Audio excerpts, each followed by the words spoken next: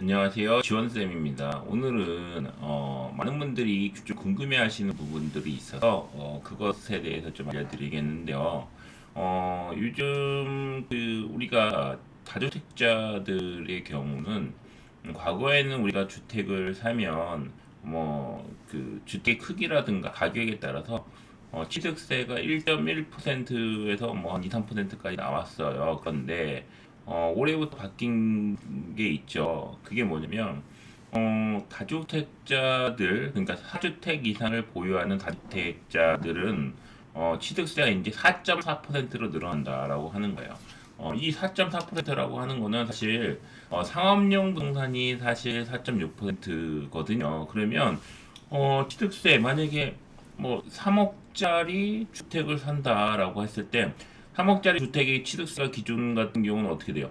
1.1%면 3억이면 330만 원 정도 되는데 이게 갑자기 4.6%로 되면 어떻게 되냐면 거의 300만 원 이렇게까지 올라가는 거예요. 그러면 굉장히 부담이 되거든요. 그래서 이 부분에 대해서 떤 분들이 이 4주택이라고 하는 게 과연 그러면 얼마나 어떻게 적용이 되는 건지 이거에 대해서 궁금해하시는 분들이 굉장히 많고 저희 카페도 여기 보시면 뚜통한 세부자 카페요. 여기에도 보니까 제가 우리 회원들 중에서 이 부분에 대해서 굉장히 질문들이 좀 많이 있어요. 그래서 기본적으로 어떤 내용인지 한번 좀 살펴보려고 하고요. 그래서 이 사주택이 많은 분들이 궁금해하시는 부분이 사주택이 어디부터 해당이 되는지 이거에 대해서 한번 좀 설명을 드릴게요. 자, 1세대가 4주택 이상의 주택을 취득하는 경우에는 기존의 1에서 3%의 주택 유상거래 특례세율 적용을 배제하여 4%의 일반 취득세율을 적용한다라고 되어 있습니다. 즉 뭐냐면 이게 과거에는 2014년 여기 써있죠. 서민 주거 안정 및 주택거래 정상화를 위해서 2014년 1월 1일부터 주택 유상 취득 시에는 부동산에 대한 일반 취득세율인 4%가 낮은 1에서 3%의 세율을 적용하고 있다. 즉 뭐냐면 원래 이 주택도 부동산 같은 경우 4.6%인데 일반 취득세율 4%보다 좀 낮게 특례로 해서 적용을 해줬다라고 하는데 써있죠. 그러나 4주택 이상을 보유하는 다주택자의 경우까지 낮은 세율을 적용하면 주택 소유 격차를 확대하여 서민 주택난을 가중할 우려가 있고 조세 형평을 저해야 한다는 지적이 계속되어 특례 세율 적용해서 제외되고 한 거다. 근데 좀 뒤에 이제 이 말은 좀 어느 정도 이해가 가는데 서민 주택난을 가중할 우려가 있다라고 하는 거는 좀 말이 안 맞는 것 같아요. 왜냐하면 이런 거죠. 자, 주택이 많은 다주택자 같은 경우는 어떤가요? 이 사람이 내가 주택이 5채가 있다 그래서 5채에 다 살 수가 있나요? 그게 아니거든요. 나는 주택을 한 주택에 살면서 나머지를 보통 다른 분들한테 전세가 됐던 월세를 들기 때문에 사실 실제로 그동안 우리나라에서 임대주택을 장려를 하고 다주택자에게 혜택을 주거나 이렇게 했던 이유는 뭐냐면 정부가 주택 공급을 다 할 수가 없어요. 다 할 수가 없는데 그러다 보니까 민간에서 이 다주택자들이 주택을 공급할 수 있게 하기 위해서 한 거거든요. 아무튼 그런 내용이라는 것을 알아주시면 될 것 같고 그리고 써있죠. 이때 이제 문제가 되는 게 뭐냐면 1세대는 주민등록상 세대를 기준으로 한다. 그러니까 주민등록상의 등본상에 기준을 하고 배우자와 미혼인 30대 미만 자녀는 따로 거주하더라도 1세대에 포함된 것으로 간주한다. 즉 뭐냐면 내 배우자가 저랑 주민등록 세대랑 같이 하죠. 물론 근데 이제 따로 사는 경우가 있죠. 그 집이 멀어서 이런 거죠. 주말 부부를 한다던가 해가지고 서로 따로 살거나 아니면 미혼인 30대 미만 자녀인데 즉 뭐냐면 결혼을 아직 안 했고 스물 몇 살이 되면 혼자 독립을 하잖아요. 그래서 그 독립한 경우에는 부모님이 산 집에 이제 거주하기도 하고 그런데 쓰이지만 미혼인 30세 미만 자녀 따로 거주해서 1세대 포함된다. 그러면 즉 뭐냐면 이 우리 자녀들이 자기가 집을 사서 가지고 있어도 한 세대에 포함된 것으로 단주한다라고 돼 있고요. 그리고 또 한 가지는 뭐냐면 지분으로 주택을 소유하는 경우에도 한 개의 주택으로 산정되지만 부부 등 세대 내에서 공동 소유하는 경우는 각각이 아니라 세대 한 개 주택을 소유한 것으로 산정한다라고 되어 있고요. 이게 어떻게 적용이 되냐면 써있죠.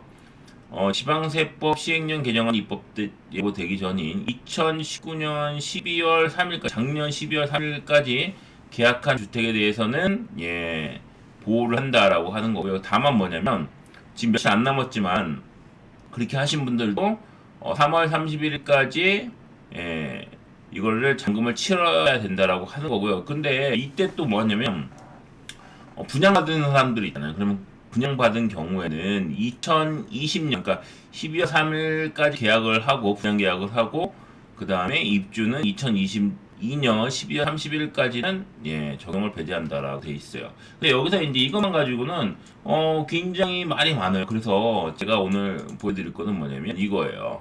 자, 보도자료가 돼 있어요. 보도자료 내년부터 주택 매매 시 취득세 제도가 달라집니다. 라고 돼 있어요. 이 보도자료에서 중요한 건 뭐냐면 이 내용도 똑같아요. 이 내용도 똑같고요. 우리가 봐야 될 건 뭐냐면 질의응답을 좀 봐야 될 것 같아요. 질의응답에서 1세대 4주택 취득세를 관련해 써있죠. 자, 지방세법 시행일 전에 계약한 주택 적용이 되는가 보면 12월 3일까지 계약한 주택을 2020년 3월 31일까지 잔금을 치르면 적용이 안 되고 그냥 그대로 종전세율대로 적용이 되고, 만약에 2019년 12월 2일 계약을 하고 잔금이 2020년 4월 1일이다라고 하면 4.6%를 내야 되는 거고요. 분양받았을 경우에는 2019년 12월 2일, 3일 이때 분양 계약을 하고 나서 잔금을 2022년 12월 31일 전까지만 치르면 종전세율 1부터 3% 적용한다라고 써 있습니다. 그래서 요거를 꼭 기억을 해 두세요. 그래서 공동 분양 받은 주택하고 분양받은 주택하고 기존 주택하고는 차이가 난다라는 걸 보시면 되고요. 중요한 게 1세대 범위가 굉장히 중요해요. 1세대. 자, 여기 써 있지만 배우자도 그렇고 미혼인 30대 미만의 자녀는 세대를 분리하여 거주하더라도, 우리가 이제 미혼인 자녀들 세대에 분리하여 거주하는 경우가 있죠. 왜? 독립을 해가지고 결혼 안 했지만 29살이에요. 근데 혼자 직장생활도 하고 그 다음에 이제 직장생활하고 그 다음에 직장이 멀어요. 그러면 자녀 이름으로 살 수도 있는데 그것도 한 세대에 포함이 된다라고 하는 겁니다. 그래서 그 부분이 좀 이거는 조금 문제가 될 수 있고요. 이거 기억을 해두시고요. 자, 취업하여 소득이 있는 자녀도 1세대 포함되는가, 이 부분이 그 얘기잖아요. 그런데 해당 자녀가 미혼이고 30대 미만이라면 무조건 포함된다라고 하는 거예요. 이건 어떻게 보면 좀 약간 안 맞을 수 있어요. 어차피 독립을 다 했는데 그 자녀까지도 나한테 다 포함을 시킨다는 거는 좀 약간 문제가 있을 수 있다라고 하는 것이고요. 자, 부부가 공동 소유하는 경우 주택수 계산 방식. 세대 내에서 공동으로 소유하는 경우는 세대가 1개 주택을 소유하는 것으로 산정한다. 같이 하는 거는. 근데 그게 아니라 동일세대가 아닌 자가 지분 주택을 소유하는 경우는 각각 1주택을 소유한다. 그게 즉 뭐냐면 제가 기존에 3주택이 있고 그 다음에 저희 가족이나 다른, 그러니까 저희 일반 가족 말고 누나나 형제나 그 다음에 제가 많은 다른 사람하고 주택을 하나를 같이 샀어요. 그래서 지분이 제가 40%고 거기 같이 하는 사람이 60%다라고 해도 나는 4주택, 그러니까 1주택을 소유 안 하겠지만 한 개의 주택으로 봐서 그거를 취득세를 4.6%를 내야 된다라고 하는 거고요. 자, 동시에 복수의 주택을 취득하는 경우 이런 적용하는 방식, 이건 있잖아요. 갑자기 계약 작년 말에 두세 채를 했어요. 두세 채를 했는데 중요한 건 뭐냐면 이게 이런 거요. 자, 취득 순서 납세자를 선택했다는 것을 본다는 게 즉 뭐냐면 이게 비싼 주택을 먼저 보느냐 아니면 싼 주택을 먼저 보느냐에 따라서 내가 취득세가 왕창 차이가 날 수 있어요. 그래서 여기 써있지만 취득 순서 납세자를 선택했다는 것으로 본다라고 하는 거. 지금 예를 들어서 써있네요. 2주택 소유 세대가 추가로 3개 주택을 동시에 취득하는 경우 납세자가 선택한 1개 주택은 세 번째 주택으로 보아 주택 유상거래 취득세를 적용하고 나머지 2개 주택은 네 번째, 다섯 번째 주택으로 보아 4%의 세율을 적용한다라고 되어 있고요. 자, 중요한 게 또 있어요. 많은 분들이 중요한 게 뭐냐면 임대주택도 주택수에 포함되냐? 기준에 저는 그러니까 이런 거죠. 나는 이거를 임대주택, 나에서 임대주택을 적용하라 그래서 임대로 등록을 했다라고 하는 거예요. 임대로 등록을 했어요. 예, 임대로 등록을 했어요. 임대를 등록을 해서 임대주택이 4채가 있을 수도 3채가 있을 수도 있고 그러면 그 주택 같은 경우 포함이 되느냐 안 되느냐? 예, 써있죠. 등록한 임대주택도 무조건 주택수에 포함이 된다라고 하는 거예요. 주택수에 포함. 이 부분은 굉장히 중요합니다. 예. 많은 분들이 이걸 갖다 굉장히 물어봐요. 내가 살고 있는 주택이 한 주택이에요. 그리고 세 채를 임대 등록을 해놨어요. 그런데 이번에 또 하나를 내가 살려고 해. 왜? 나머지 임대주택은 내가 사는 게 아니고 내가 어떻게 보면 임대를 주는 거기 때문에 등록까지 했어요. 그러면 이 다음에 살 거를 한 대를, 그러니까 이런 거죠. 하나를 더 사가지고 내가 임대주택 말고 이 주택을 이제 팔아야 돼. 그래서 새로 이제 사가지고 여기를 이사를 가고 싶어. 그런데 이걸 살 때 어떻게 되냐? 주택수에 포함이 되기 때문에 임대주택이 4.6% 내야 된다라고 하는 거예요. 이것도 이제 많은 분들이 이 질문을 굉장히 많이 하는데, 예, 이것도 포함이 된다.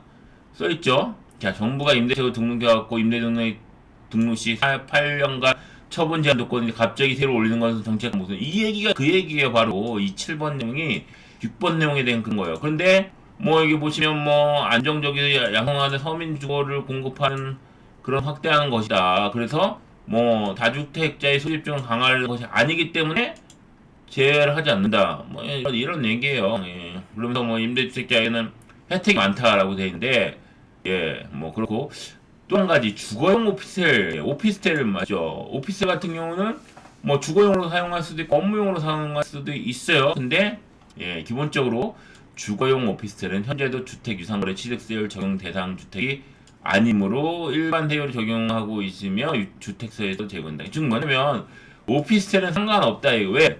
지금 오피스텔은 무조건 4.6%가 들어가요. 세금 4.6% 들어가요. 그렇기 때문에 상관없다라고 하는 거고 또 한 가지 사람들이 궁금한 것도 이런 거죠. 재건축이 진행되고 있어요. 그래서 그러면 분양권, 입주권이 있는데 이것도 주택수에 포함이 되냐라고 하는 건데 주택이 아니죠. 이거는 뭐냐면 주택이라고 하는 것은 예, 분양권이나 입주권은 뭐냐면 이게 지금 상태에서는 원래 주택이 있었지만 그걸 허물고 다시 짓는 과정은 아직 어떻게 해요? 땅이 있고 거기 이제 건축 중인 그런 것만 있는 거예요. 그렇기 때문에 그건 주택이 아니죠. 왜? 사람이 더 살 수가 없으니까 주택이라고 하는 뭐 개념이 몇 가지 있어요. 뭐 기둥이 있고 천장이 있고 막 이런 건데 예. 그 다음에 뭐 여러 가지 그 기둥하고 천장이 있고 그 다음에 사람이 살 수 있고 막 이런 건데 지금 이거는 사람이 살 수가 없죠. 그래서 주택수에 포함이 안 된다라고 하는 것이고요. 상속 중여로 취득하는 경우에 적용되냐? 상속 등 부상승계 취득은 별도의 세율 체계가 적용된다라고 돼 있어요. 예, 여기 이렇게 보면 이런 게 있고요. 법인 적용한다. 법인은 세대 개념 없으면 비적용한다. 즉 뭐냐면 이것 때문에 법인으로 요즘 투자를 많이 한다. 법인은 세대 개념이 없으니까 적용이 안 된다라고 하는 법인은 세 채를 사건, 네 채를 사건, 다섯 채를 사건 상관없이 적용이 안 된다. 그래서 우리가 법인을 많이 한다라고 하는 것이고요. 예, 이 얘기는 뭐 이렇게 했는데 이렇게 해서 뭐 예, 긍정적 측면도 있다. 그다음에 사주택자의 경우 6억 원 이하 주택의 세율 상승폭이 가장 높은 것은 불공평한 것이 아니냐라고 하는 건데 예, 그런 거 상관이 없다라고 하는 거죠. 예, 이렇게 되는 거예요. 그래서 지금까지 4.6% 다주택자, 그러니까 3개 주택을 현재 가지고 있는 사람이 한 개 주택 추가로 취득할 때 취득세율이 높은 것에 대해서 이제 어떤 게 적용이 되냐라고 검토를 해봤는데 많은 분들이 이제 궁금해하신 분들을 좀 정리를 해드렸어요. 그래서 이거를 내용을 보시고 한번 확실히 이해를 하시면 될 것 같고요. 여기 똑똑한 월세 부자 카페에 보시면 어디에 이런 내용들이 있냐면 저희가 부동산 대책 총정리라 그래서 예, 여기에 대책이 올라올 때만 하나씩 올려놓고 있고요. 그리고 조금 전에 본 이 파일은 첨부 파일, 예, 첨부 파일로 정부에서 발표한 세부 내용입니다. 보도 자료로. 이걸 이렇게 자세하게 보시면 우리가 알 수가 있고요. 예, 이 주요 질의응답을 꼭 한번 읽어보세요. 그래서 들어오셔가지고 다운받아서 꼭 읽어보시면 아마 쉽게 이해가 될 것 같습니다. 지금까지 지원쌤이었고요. 여러분이 궁금해하는 것들을 앞으로도 계속 이렇게 유튜브를 통해서 설명을 좀 드리도록 하겠습니다. 지금까지 지원쌤이었습니다. 감사합니다.